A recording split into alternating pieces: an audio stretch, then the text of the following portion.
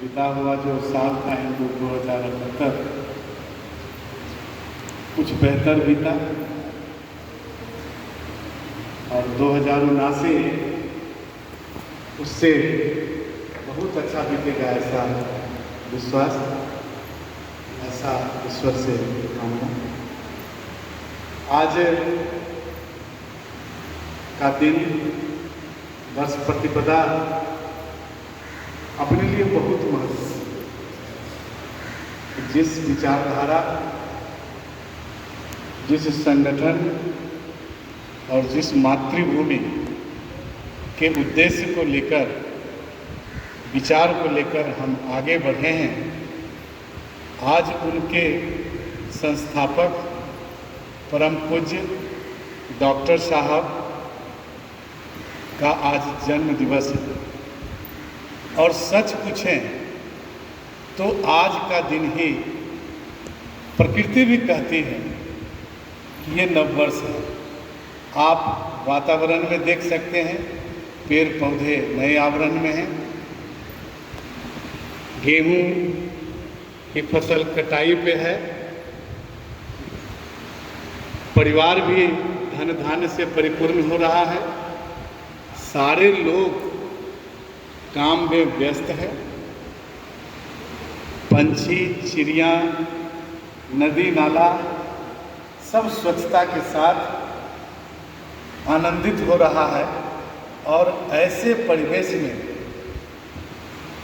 एक महामानव डॉक्टर केशव बलराम हेगड़ेवार जी का जन्म होता है।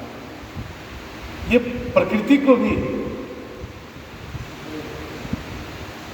पता था कि कोई आदमी इसी समय आकर इस पृथ्वी पर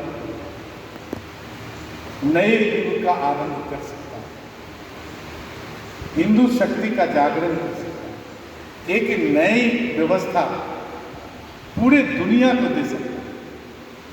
और ऐसे महामानव डॉक्टर साहब का आगमन नागपुर, जो अभी महाराष्ट्र में है, वहाँ पे हुआ। डॉक्टर साहब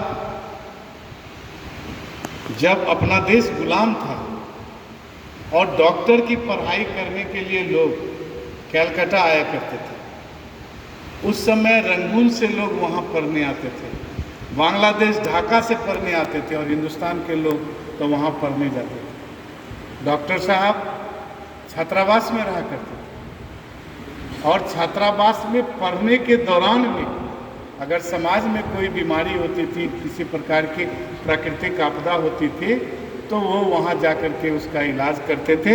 और इलाज करने के बाद जो हिंदुओं को संगठित करने का एक जो उनके अंदर भावना जग चुकी थी, उसका वो काम करते थे।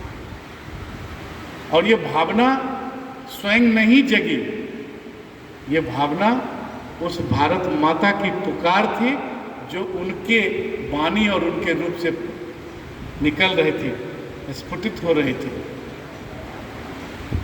इस धरती ने मुगलों की गुलामी को देखा, अंग्रेज उस समय अपने देश पे शासन करते थे, हम अपनी संस्कृति को अपने ढंग से मना नहीं पाते थे। मुझे घर में छुप के कहना पड़ता था कि मैं हिंदू हूँ और मैं हिंदू रीति रिवाज से अपने को संरक्षित रखूंगा। कोई भी बड़े बड़े लोग नहीं कह पाते थे। उस समय जो डॉक्टर की पढ़ाई करते थे वो सब संभ्रांत और बड़े परिवारों से आते थे। और वैसे लोगों में डॉक्टर साहब ने कहना शुरू किया कि हिंदू शक्ति को संगठित करें। जब शाम में वो बैठते थे डॉक्टर साहब, तो उनके मित्रों ने उन पर हंसना शुरू किया। तो डॉक्टर साहब बोले कि अच्छे काम के लिए तो समाज शायद हमेशा करता। और उन्होंने 75 आदमी को लेकर के बाल स्वयंसेवक, क्योंकि जब बड़े लोग हो जाते हैं तो उनमें विवेचना की शक्ति हो जाती है, वो अच्छा बुरा समाज हित परिवेश सबकी चिंता करते। उन्होंने बाल स्वयंसेवक को लेकर के नागपुर में शाखा की शुरुआत की। समाज में एक व्याप्त था उदाहरण कि हिंदुओं को संगठित करना, इसका ये उसी प्रकार का कार्य है कि मेढक को लाइन में लगा करके गंतव्य तक पहुंचाना।